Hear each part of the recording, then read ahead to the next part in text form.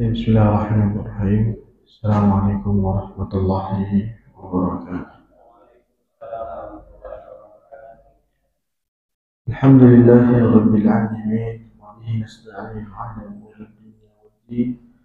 Wassalatu wassalamu ala afdhalil anbiya'i wal mursalin nabiyyina Muhammadin wa ala alihi wa sahbihi wa ba'd. Ma'asyiral muslimin rahimakumullah. Melanjutkan pembahasan kita insyaallah pada kitab ini. Kita membawanya ini kitab Al-Islah. Jadi kita tadi salah bawa kitab ya. Al-Islah fi bayani manhaj salaf fi tarbiyah wal islah. Melanjutkan pembahasan hadis yang dianggap atau hadis yang termasuk ya dikategorikan termasuk sebagai sesuatu yang setara dengan Al-Quran.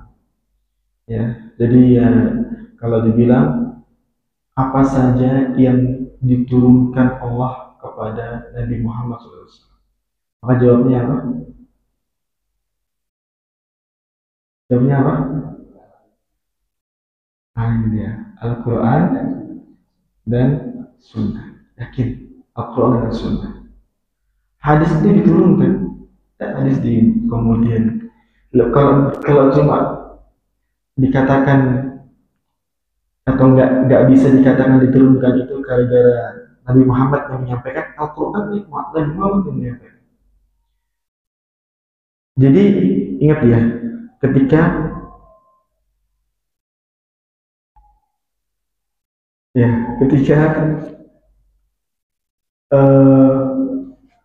Rasulullah SAW pernah mengatakan ala inni utitul Qur'ana wa mithlahu ma'ah. Sungguh aku telah diberikan Al-Quran dan yang semisalnya di sana. Itu diberikan suatu, bukan turun. Inna nahnu nazzalna dzikra wa inna lahu lahafidz. Sesungguhnya kami yang menurunkan dzikr. Di situ bukan disebut Al-Quran. Kalau seandainya kalian hanya Quran yang serta-merta turun tanpa sunnah, tanpa mengiringnya, membersamainya sunnah, hanya Quran saja yang turun dari langit, maka ayat ini harusnya inna nahnu nazzalna al-Qur'an wa inna lahu lahafidz. Tapi tidak Al-Quran, tapi adzikr. Adzikr ini sifat untuk apa? Kenapa dia pakai adzikr? Ternyata adzikr itu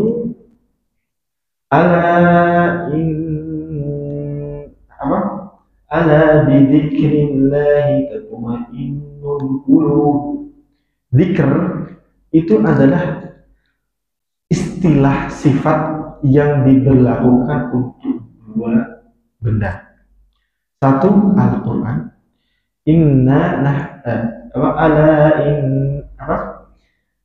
Wa idza ala ayatnya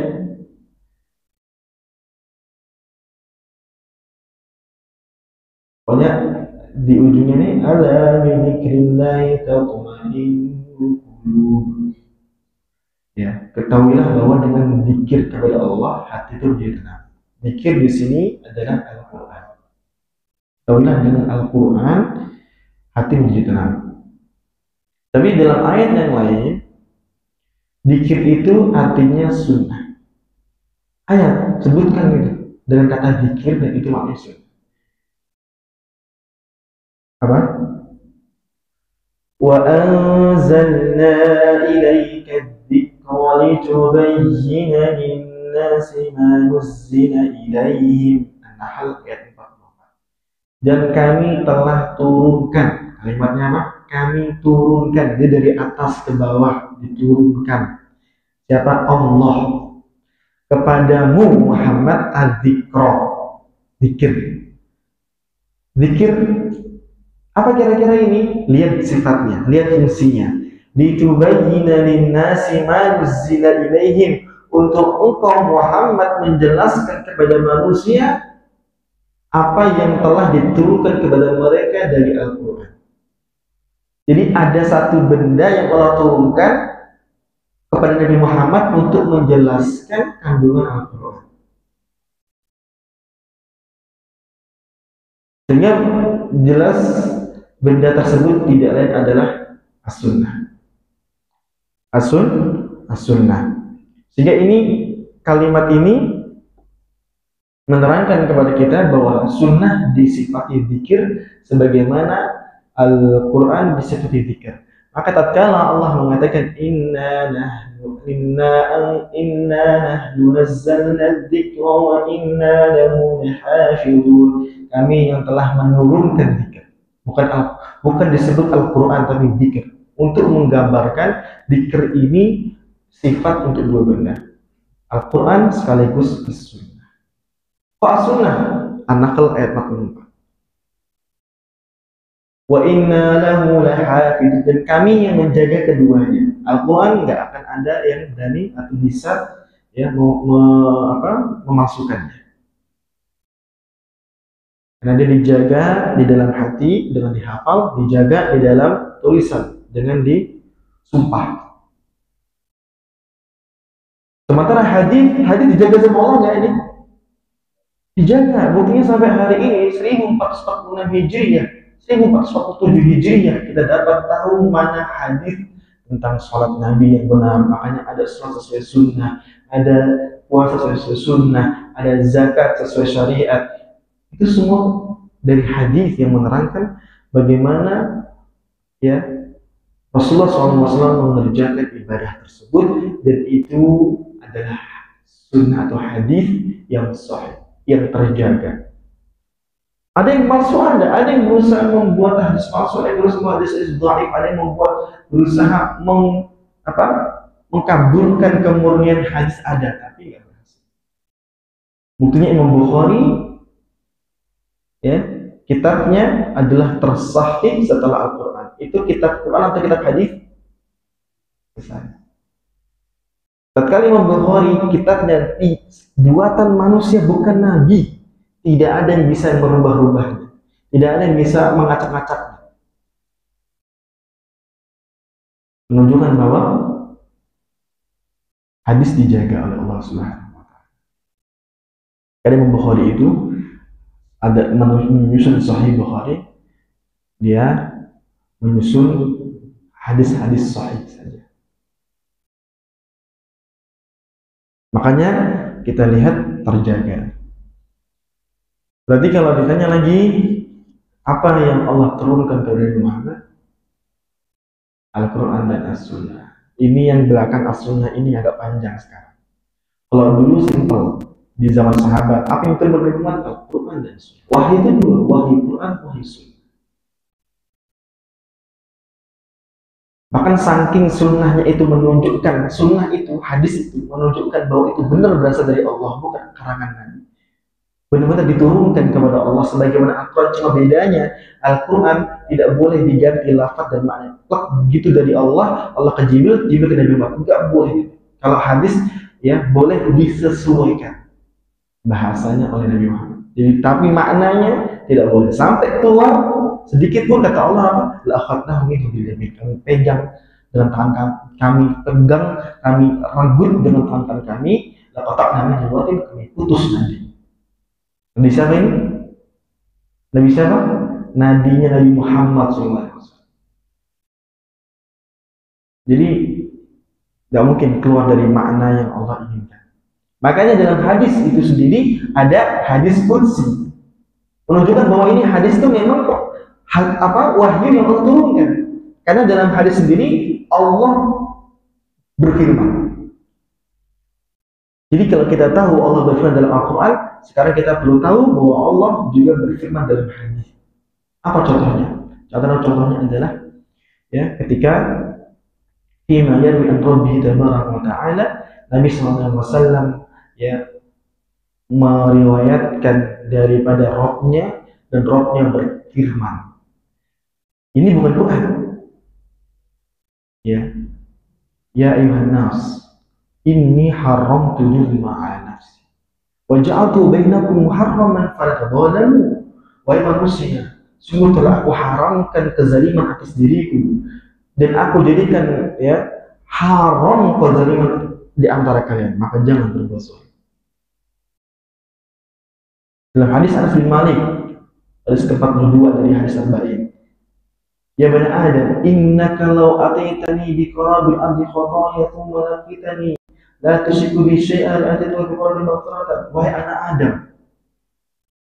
Ini Allah yang berfirman dalam hadis, wahai anak Adam, kalau engkau datang menemuiku dengan membawa dosa seukuran bumi, tetapi kamu menemuiku tidak berbuat syirik sedikit pun, maka aku akan membawa ampunan sebesarnya, sebesar dengannya ampunan.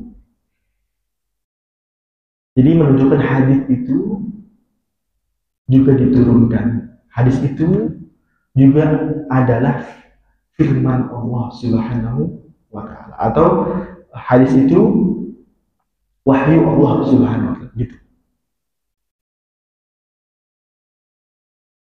Selesai? Ini yang agak panjang dijelaskan adalah kalau kita bilang yang Allah turunkan itu Al-Quran dan As-Sunnah. Karena tidak semua orang bisa memahami, bukan berarti karena mereka paham sebelumnya hanya Al-Quran dan doktrinnya hanya Al-Quran, sehingga As-Sunnah ini kayak disepelekan. Sehingga As-Sunnah hadis-hadis itu kayak kita lihat aja Al-Quran saja yang katanya diturunkan oleh Allah sebetulnya di musim itu gimana? Berasap, berdebu, susah, sobek sana sobek sini, jadi kayak dibaca. Tapi mohon maaf, kitab Yasin abrek-abrek, bekas dibuka, bekas dibaca. Hadis Rasul, Allah Ta'ala. Akibatnya apa? Ini akibatnya. Maka itu kalau kita katakan bahwa As-Sunnah atau hadis adalah benda yang diturunkan juga bersama Al-Quran, selesai. Kita baca Quran, kita baca hadis. Ini pun mengoreksi kita bersama. Kita punya jadwal baca Quran. Pertanyaannya, apakah kita punya jadwal baca hadis? Lusa hadis itu dibaca tidak berpahala, yaitu bedanya. Al-Quran ada hadisnya. Apabila membaca satu huruf Quran 10 kebaikan. Tapi hadis tidak ada hadisnya. Membaca hadis tidak ada kelipatan pahala dalam satu huruf. Tetapi pahala itu masuk dari pintu lain, yaitu menghidupkan sunnah, niat-niat solehah dalam membaca hadis. Jadi untuk itu ya, ini pelajaran buat kita. Ada kitab Sahih Bukhari di rumah? Ada? Sahih Bukhari. Itu kitab tersahih setelah Al-Quran. Ada? Kalau belum ada, insya Allah ada di HP. Install. Ya. Dibaca, iya. Kalau dibaca sama syarahnya, ya, makin mantap. Ya, tapi biasanya panjang. Baik. Maka itu usahakan hendaknya kita juga baca dua-duanya.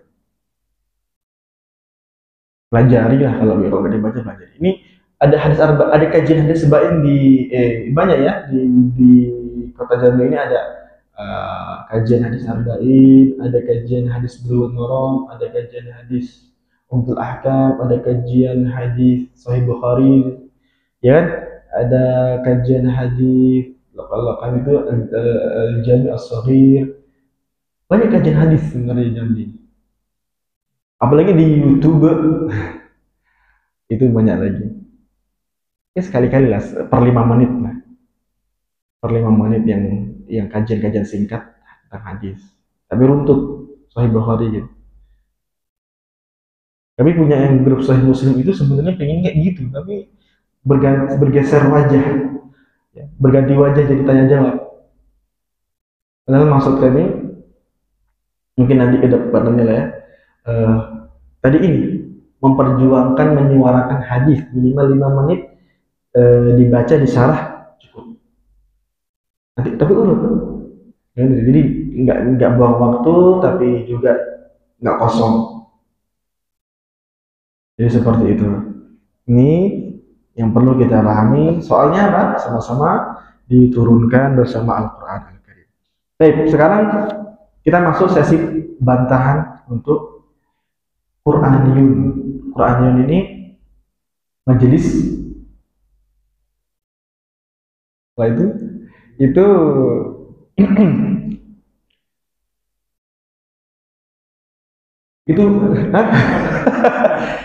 ya, kami pribadi di, di Jawa, di Pondok, di Kota Seragen, pusat banyak di desa itu beberapa ada beberapa apa namanya pembesar.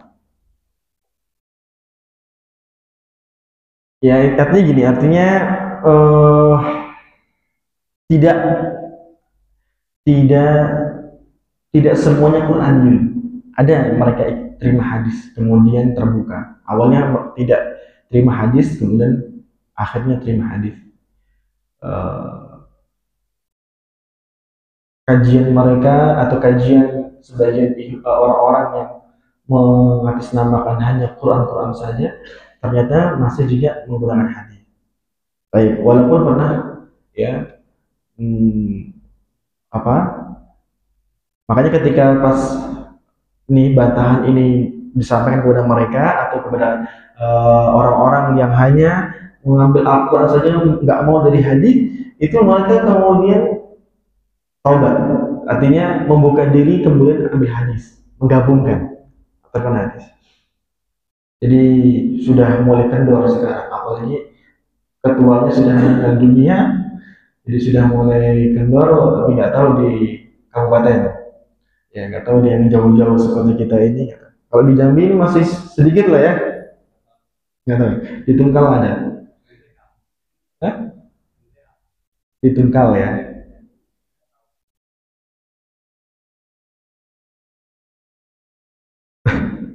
Baik. Yang bantahan pertama kata Syekh Saleh Fauzan,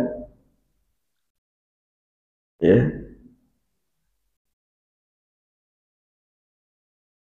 bahwa jumlah rakaat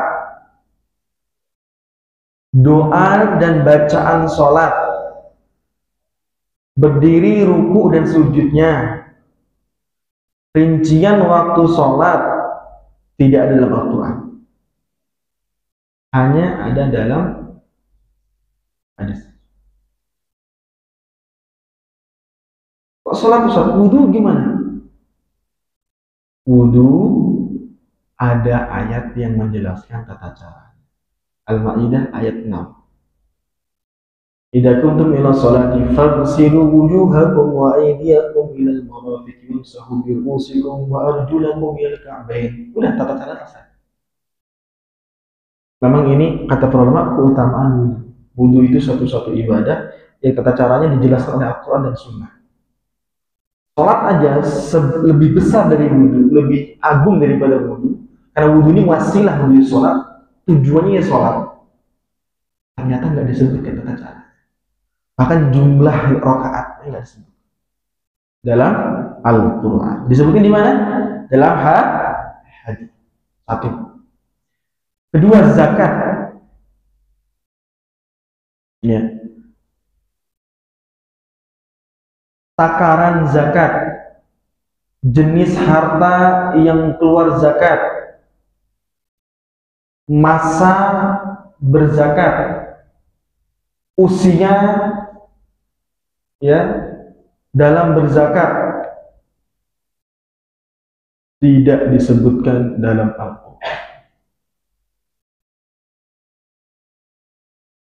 Berikutnya puasa. Puasa sama ya, syarat Rukun, wajib, puasa nggak disebutkan dalam Al-Quran. Haji sama. Syarat, rukun, wajib, haji nggak disebutkan dalam Al-Quran. Rinciannya ya berapa tanggal berapa di Mina, tanggal berapa ke Musdalifah, ke Arafah, ke Musdalifah, berapa lagi ke Mekah, berapa lagi ke Mina lagi, nggak ada dalam Al-Quran. 5 rukun Islam nggak dijelaskan rinci dalam Al-Quran. Itu mereka mau Qur'aniun, Islam apa yang akan mereka amalkan?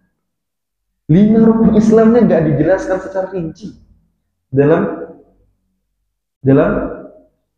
Al-Quran. Atau empat rukun amalan, kan? Kalau yang pertama syahadat la ilaha illallah wa rasul, ini keyakinan, amalan batin. Ketika diucapkan baru amal lisan. Sisanya amal jawari, mulai dari sholat, zakat, puasa, haji. Tidak ada perinciannya dalam Al-Quran. Jadi kalau dia Qur'ani, Islam yang mana yang akan diamalkan? Yang rukunnya aja nggak ada jelasnya dalam Al-Quran. Itu cara bantahnya. Yakin Bapak, ya saudara, hanya mau Quran saja?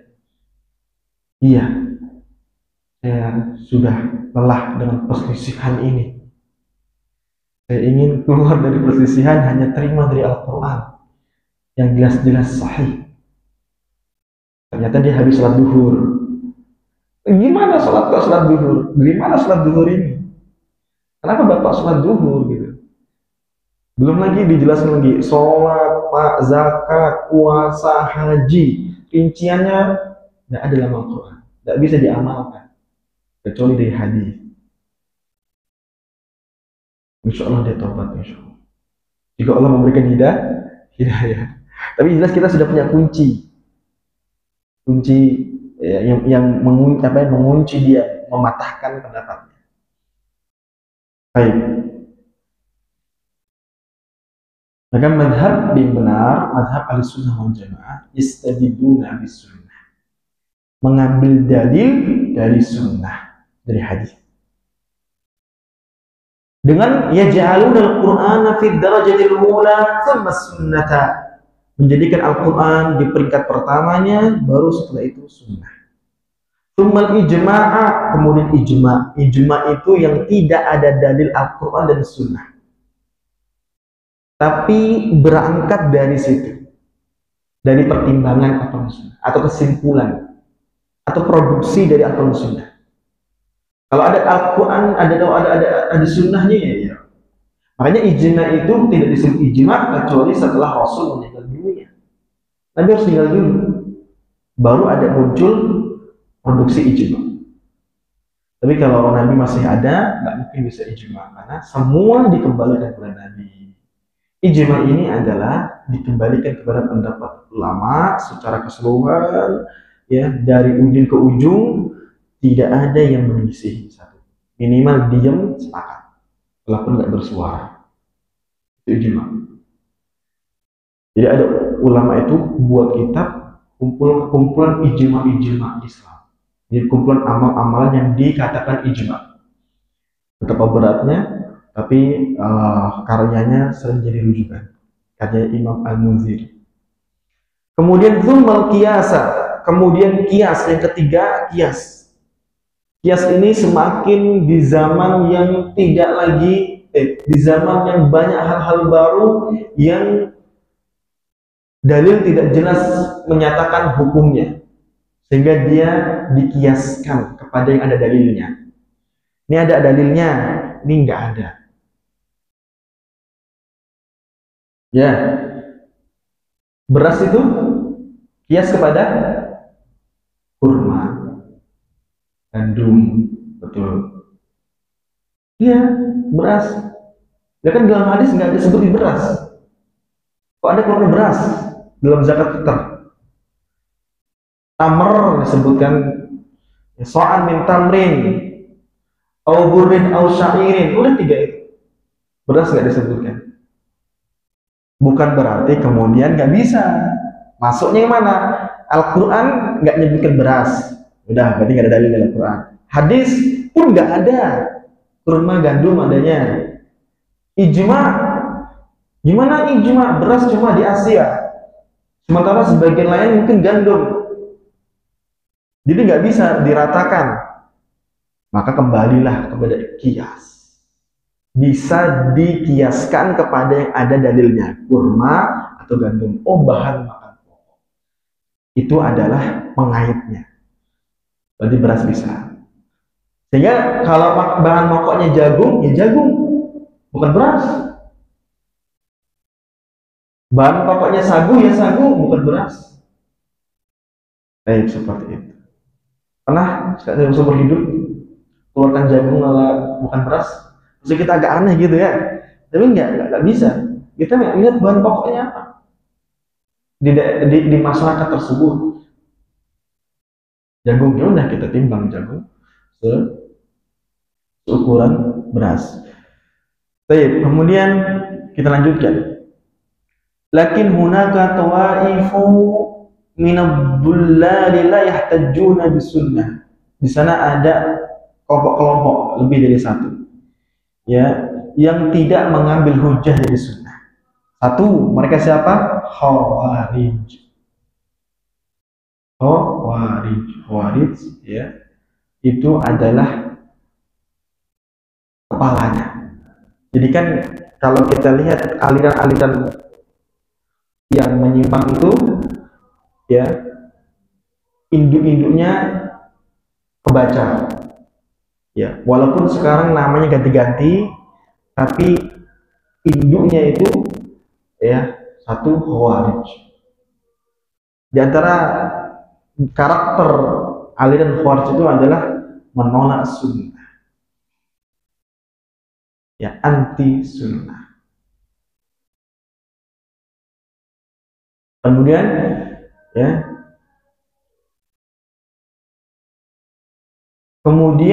ya, yang mirip dengan Khawarij,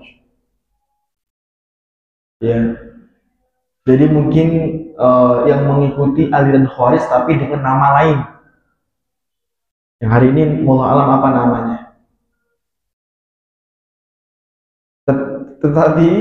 Tetapi ya, termasuk, ya, tidak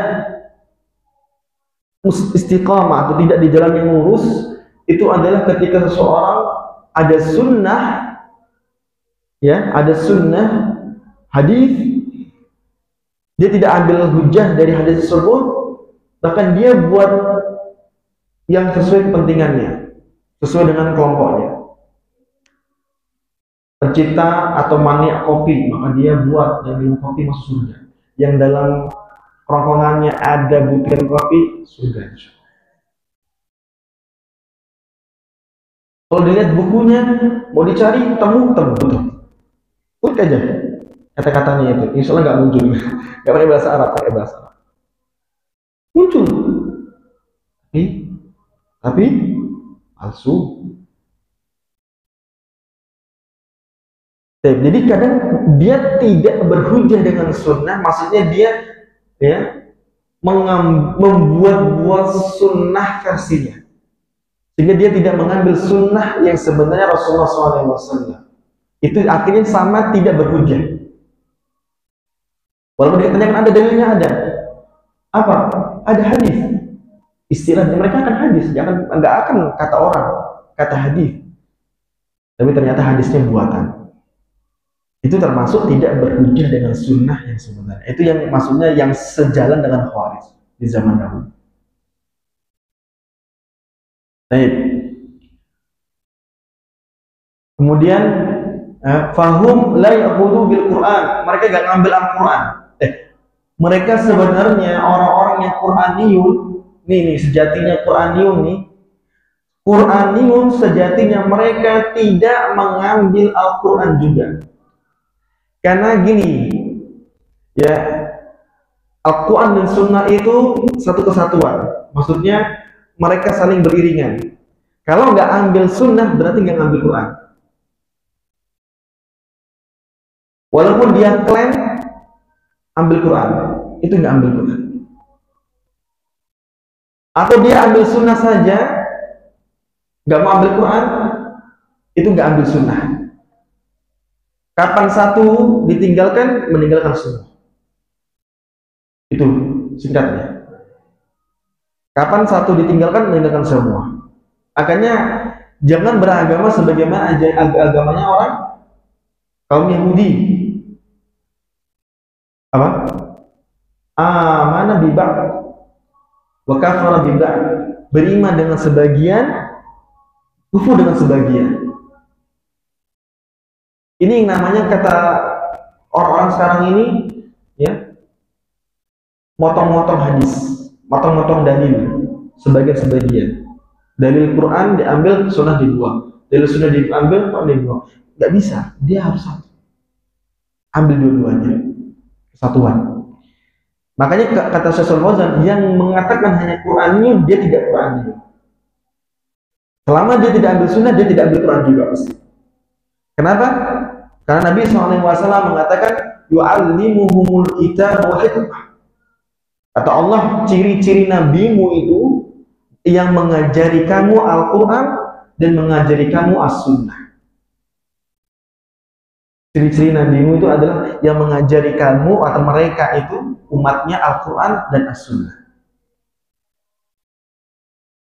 Jadi kalau dia ya hanya mengamalkan Quran saja, ya, dia tidak mengamalkan Quran sebenarnya.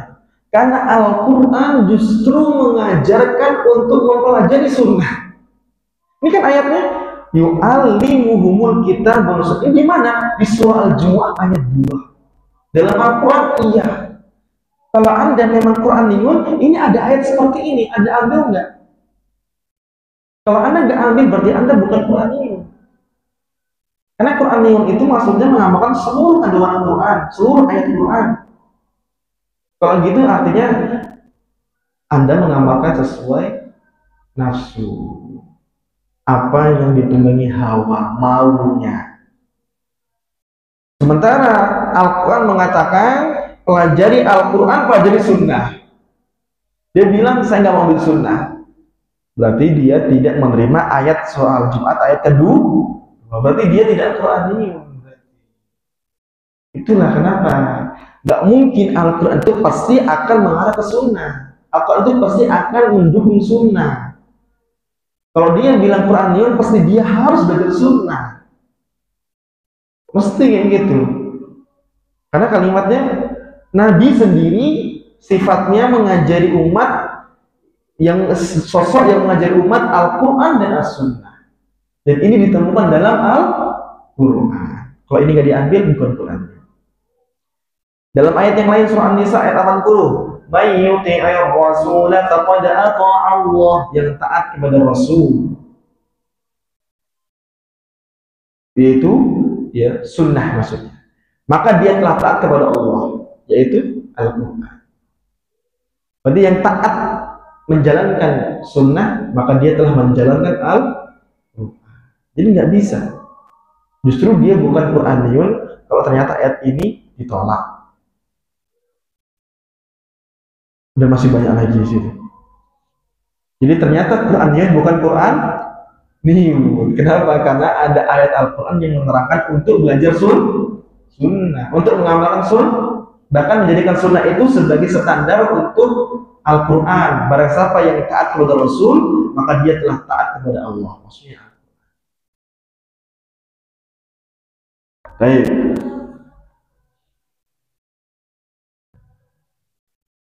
Wa kadzalika minhum man farraqa bainas sunnah. Begitu pula ada penyimpangan orang-orang yang membagi-bagi sunnah. Maksudnya gimana? Yang memisah-misahkan sunnah. Seperti Mu'tazilah. Jadi Khawarij nggak ngamalkan sunnah. Sekarang Mu'tazilah dia amalkan sunnah, tapi dia pilih-pilih, pisah-pisahkan. Ya. La yahtajuna bi ba'di sunnati sahihah. Mereka tidak berhujjah dengan hadis yang sahihah. Mereka mengatakan ini syubhat mereka. Innama yahtajju bil mutawatiri. Kami hanya mengamalkan hadis, tapi hadisnya yang kami hanya mengamalkan hadis mutawatir. Hadis yang mutawatir.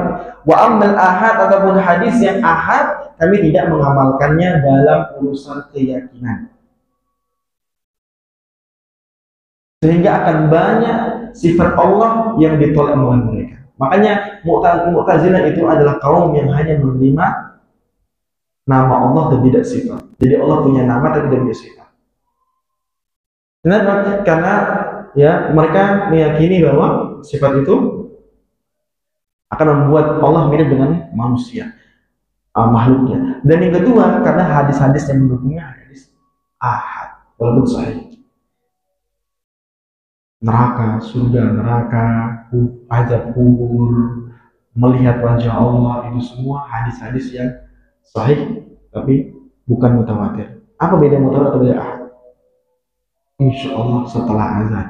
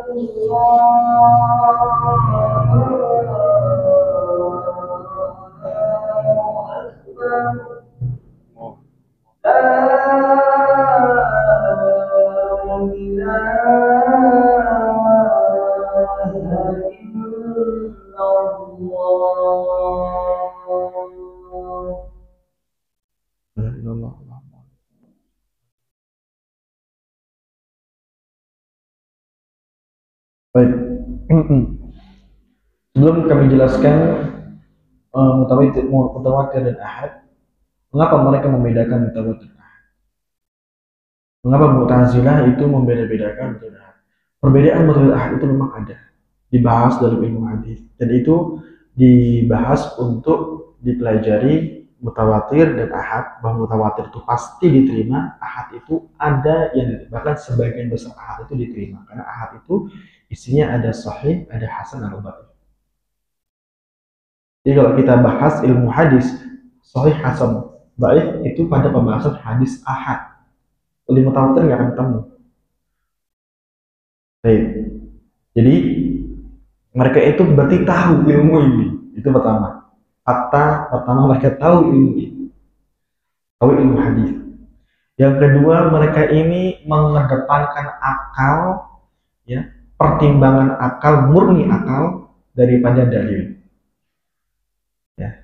Jadi setelah mereka mengetahui, ya, ilmu ini dan mereka baca ada peluang untuk melemahkan Islam, maka mereka pisahkan bukan untuk di dalam ranah pengetahuan, tapi pisahkan dalam pengamalan bahkan keyakinan.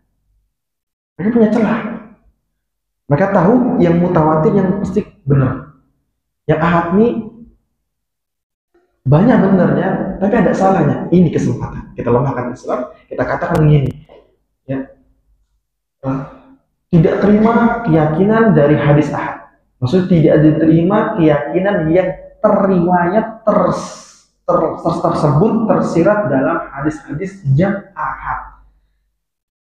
Dia hanya mutawatir saja. Secara kajian ilmiah, ya, mutawatir sama ahad jelas, mutawatir itu yang didahulukan. Tapi ketika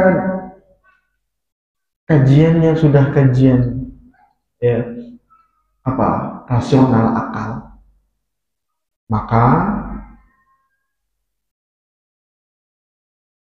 ini tidak benar.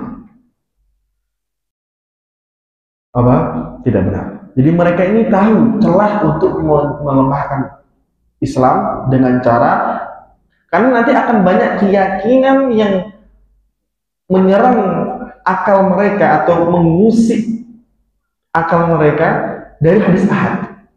Sehingga dengan itu mereka lega, tidak perlu banyak berpikir lagi atau banyak memperdebat lagi. Dan mereka tahu bahwa dengan kehilangannya keyakinan dari hadis ahad akan banyak hilang keyakinan yang benar, sehingga mereka bisa mengisi keyakinan yang kosong yang benar itu dengan keyakinan yang salah dari mereka. Sebegitunya mereka lihat celah itu. Jadi itu merusak. Yang dirusak oleh mereka apa? Manusia bukan. Lebih khusus muslim yang taat. Lalu kemudian ketika muslim yang taat saja rusak, maka bagaimana manusia yang lainnya? Tidak seberapa taat. Selesai, bagi mereka gampang merusak itu. Itu jahatnya mereka, ya.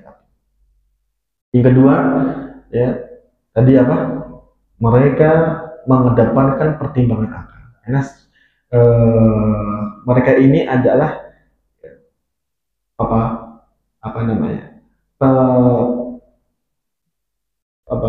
pencetus, ya,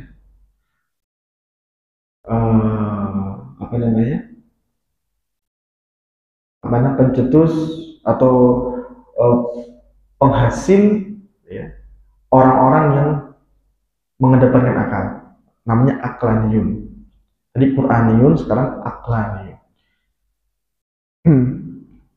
Jadi aqlaniyun ini nanti tadi sudah celah pertama. Celah berikutnya, aqlaniyun ini kalau dia ini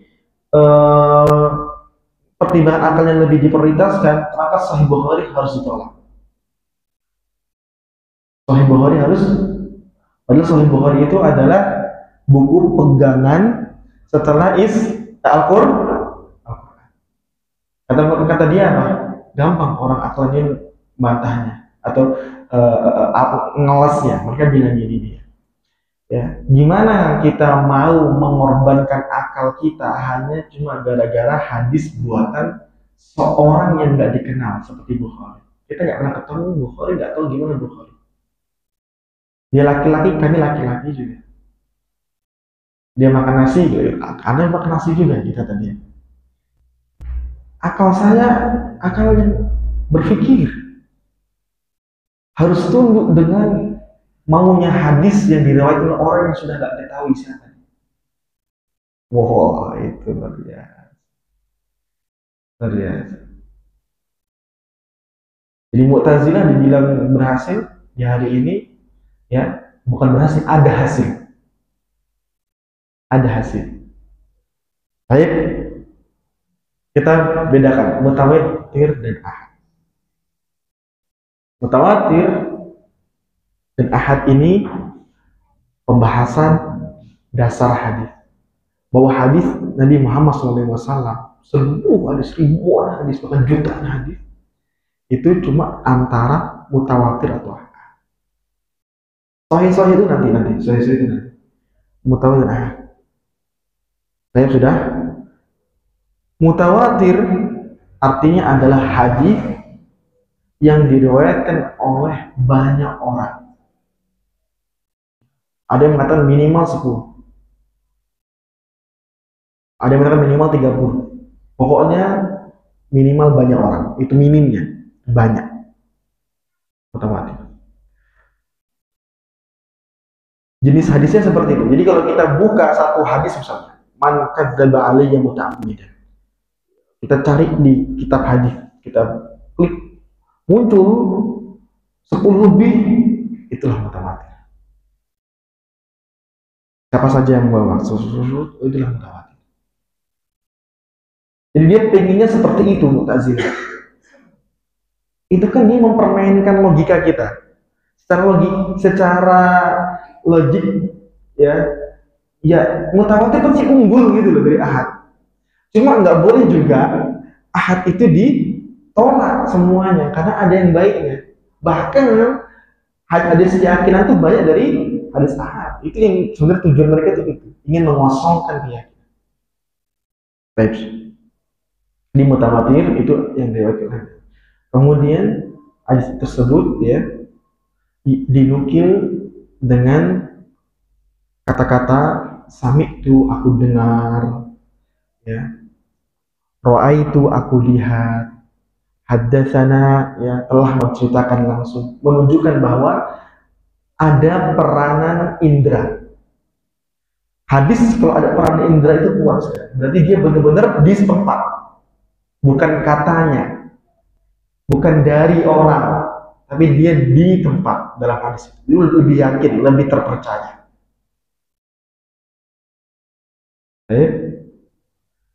Terus kemudian ya, yang ketiga, tidak ditemukan unsur kebohongan. Jadi hadis ini tidak ada unsur kebohongan, sedikit tidak ada. Makanya hadis mutawatir itu dihukumi pasti benar atau 100%. Mutawatir lafaz dan mutawatir makna, dan dia diamalkan, dan dia jumlahnya tidak banyak, apalagi masalah keyakinan. Nah ini yang makanya mereka gunakan untuk melemahkan kaum muslim. Baik. Adapun hadis ahad ya adalah hadis yang di bawah mutawatir. Ranking berikutnya. Jadi semua hadis ya yang di bawah daripada kualitas mutawatir pasti ahad. Dan di bawah ahad itu ya ada sahih, ada hasan, ada dhaif. Nah, disitulah munculnya sahih, hasan, dhaif. Karena dia tidak sampai tingkat yakin seperti mutawatir, maka dia bisa dikategorikan ada sahih, Hasan. Kapan dia masuk syarat sahih, dia sahih. Kapan dia masuk syarat hasan, masuk hasan. Kapan dia masuk syarat dhaif, dia dhaif.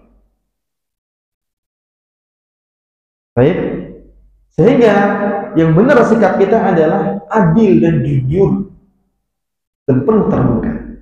Kalau memang hadis dalam keyakinan ya azab kubur misalnya, itu hadisnya ternyata hadisnya sahih atau ternyata hadisnya hasan, walaupun dia ahad, diterima, diamalkan. Baik, walaupun ahad. Kenapa? Karena ahad sendiri ada kualifikasinya, ada ruang sendiri. Kapan dia memenuhi syarat sahih, bilang sahih. Jangan kemudian disamaratakan, dikaburkan bahasa itu. Baik, itulah mengapa ya mereka apa? Jadi trik simpelnya nih, trik kelompok menyimpang untuk melemahkan kaum muslimin itu sama. Kembali kepada sumber. Lemahkan sumber, maka Anda akan punya peluang untuk menyesatkan. Karena sumber kebenaran lemah, kesesatan masuk. Berkembang biak. Rafidhah menyesatkan para sahabat. Misalkan Rafidhah mengatakan Abu Bakar dilaknat, Umar dilaknat. Mereka ingin melemahkan sahabat, sehingga ilmu para sahabat ini tidak dipakai. Masuklah mereka. Kalau pemahaman para sahabat tidak dipakai, pemahaman siapa lagi? Mereka masuk. Mu'tazilah bilang keyakinan berasal dari hadis ahad, ditolak, nggak terima, walaupun dia sahih, tolak. Ahad, ngeri, spekulasi kata mereka. Karena ketika itu mereka akan membuang banyak keyakinan, karena hadis ahad ini banyak memuat keyakinan, dibanyak buang keyakinan, sehingga mereka masuk di situ punya ruang untuk mengisi kesesatan. Itu trik-trik mereka. Sama. Atas nama ilmiah, atas nama rasional. Baik. Jadi, maaf muslimin, muslimat rahimakumullah. Ya, maka muncullah di tengah-tengah mereka yang membawa Sahih Bukhari lalu diinjak-injak. Bahkan sebagian mereka saking sudah puncaknya sekuler, ya, Al-Quran pun diinjak. Mereka ini kitab, ya, sudah main akal semua. Baik, seperti itu, ya. Ini ya diikuti oleh sekarang yang bukan mungkin tak menyebut dirinya Mu'tazilah, tapi keyakinannya, paham Mu'tazilah. Mereka lah yang menelurkan ya aqlaniyun, ya, kaum yang memprioritaskan akal daripada akal dalil. Itu saja yang dapat kami sampaikan. Wallahu ta'ala bishawab. Ya, bila ada pertanyaan.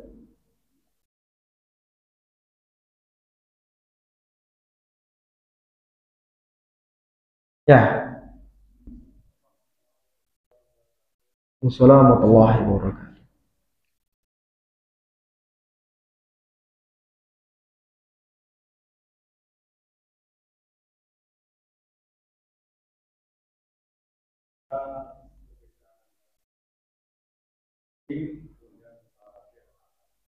Oh, ya.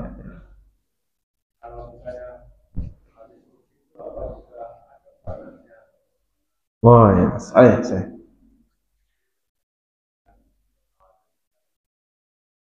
Siap. Siap.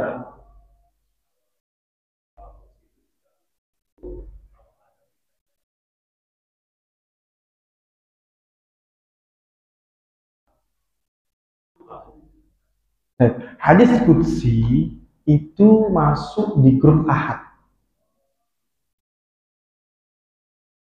Karena dia tidak dipastikan sahih. Ada yang sahih, ada yang tidak. Jangan lihat Allah berfirman-Nya.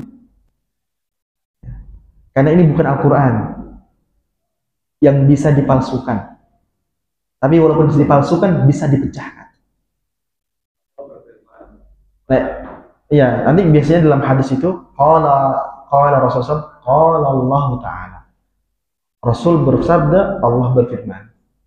Atau dalam redaksi lain, fima yarwi an rabbih tabaraka wa ta'ala.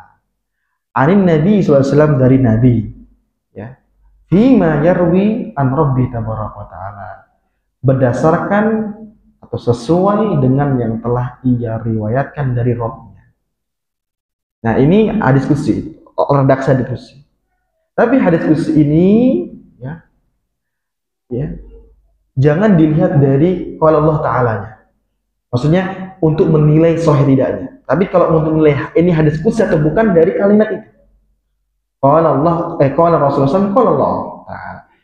Ain Nabi SAW, fima yarwi an rabbi tabaraka wa ta'ala. Itu lafaz untuk menentukan nama hadis qudsi. Tetapi untuk menyatakan sahihnya di sanadnya, bukan di situnya. Sehingga hadis qudsi itu ada ketika dicek sanadnya lemah. Ternyata ada yang berbuat. Ada yang ternyata hasan, bukan sampai sahih. Jadi nggak semuanya sahih. Gitu maksudnya. Sehingga hadis qudsi ini di bawah pembahasan hadis ahad. Karena hadis ahad ini ya hadis yang objek kajiannya adalah hadis Nabi dan hadis qudsi.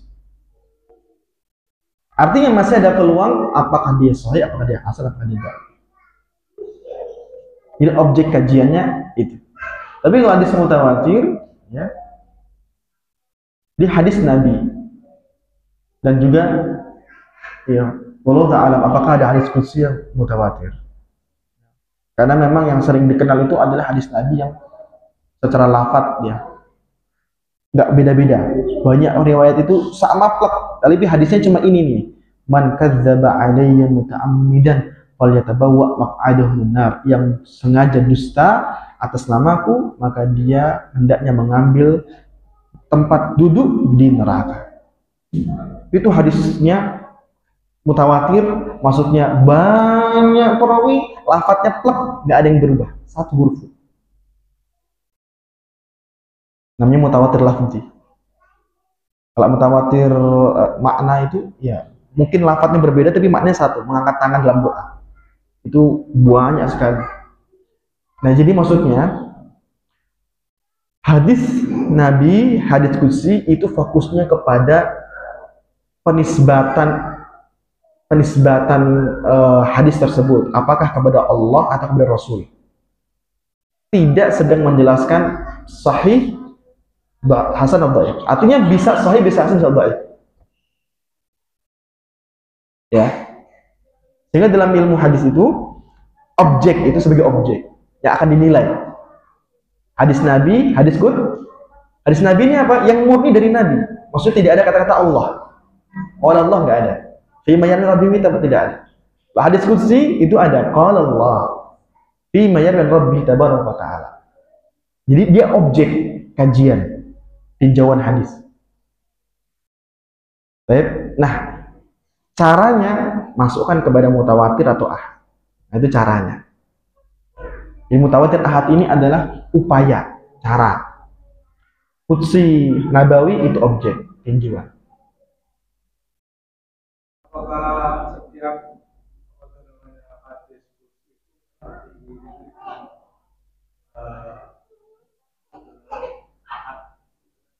karena Allah Ta'ala itu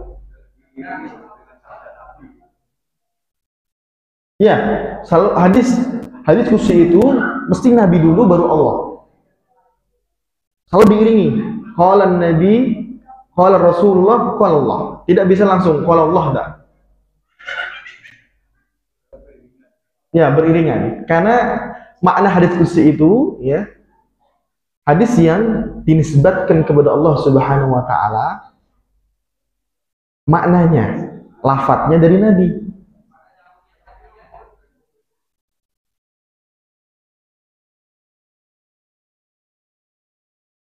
Ya. Jadi di situ tuh disebutkan Jadi begini, hadis qudsi itu dia tidak bisa lepas dari lafadznya Nabi Shallallahu Alaihi Wasallam. Makanya tetap Nabi berkata atau dari Nabi, baru dari Allah. Makanya hadis qudsi. Tapi kalau langsung qala Allah Taala Al-Quran Al-Karim. Kalau langsung qala Allah Taala berarti itu Al-Quran. Tapi kalau qala Nabi, qala Rasulullah, qala Allah, baru hadis qudsi. Nah itu triknya. Nah itu bedanya. Jadi apa yang dikatakan oleh Nabi itu nanti Disambung dengan Allah berfirman. Nah itu hadis qudsi. Dan dia fokus kepada lafaz itu. Makanya namanya hadis qudsi, hadis yang suci, karena ada kalimat Allahnya di situ. Kalau tidak ada kalimat Allah, namanya hadis apa? Hadis nabawi. Hadis Nabi. Itu aja beda. Jadi beda nama itu cuma berdasarkan ada kata itu. Dan dia tidak mencerminkan sanadnya. Kalau ditinjau, apakah dia sahih, apakah dia hasan, apakah dia melalui rumus-rumus mutawatir atau rumus ahad. Gitu? Ya? Ya. kalau kita mau mengamalkan dan kita tidak boleh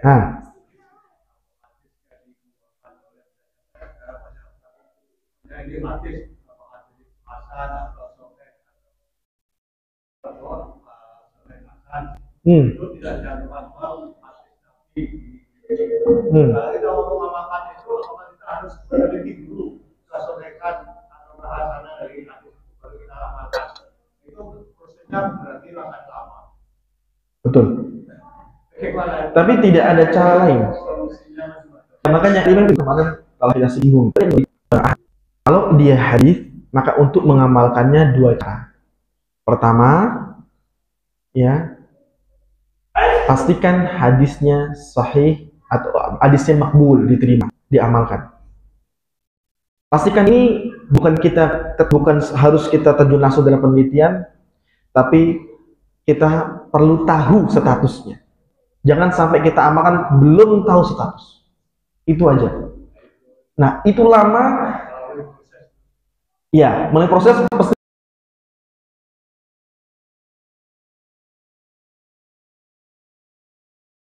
Tapi itu lama relatif. Sekarang tinggal klik. Tinggal klik, Pak. Klik. Kalau nggak klik, telepon. Kalau nggak WA. Nggak harus ketemu dulu, nggak harus datang dari ahli hadisnya di Jakarta, safar dulu ke Jakarta, nggak. Kita main telepon aja sekarang, main browsing. Itu kemudahan, nggak apa-apa kita nyatakan walaupun itu bukan penelitian ilmiah, karena kita bahas orang awam. Proses iya pasti, karena kita mencari amalan yang benar. Dia ini kalau dibilang mutiara itu tidak ada di permukaan air, tapi dalam lautan, di dalam terumbu karang atau dalam apa? Kerang. Bahkan terselip di terumbu karang. Sulit luar biasa. Tapi mutiara. Berkualitas amalnya.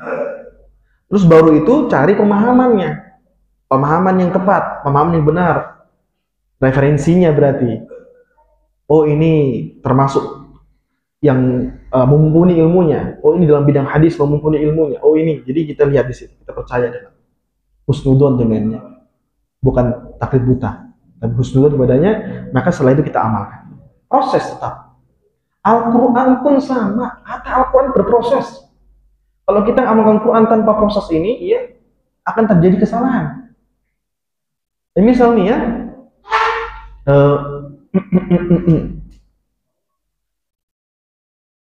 wa man lam yahkum bima anzalallahu fa alaihim kafirun wa man lam yahkum bima anzalallahu fa alaihim fasiqun. Ada 3 julukan untuk satu orang pelaku. Pelakunya ngapain? Pelaku yang berhukum dengan selain Allah. Hukumnya dia laku satu perbuatan tapi hukumnya 3. Ada bisa kafir, bisa zalim, bisa fasik. Zalim tidak kafir, fasik tidak kafir.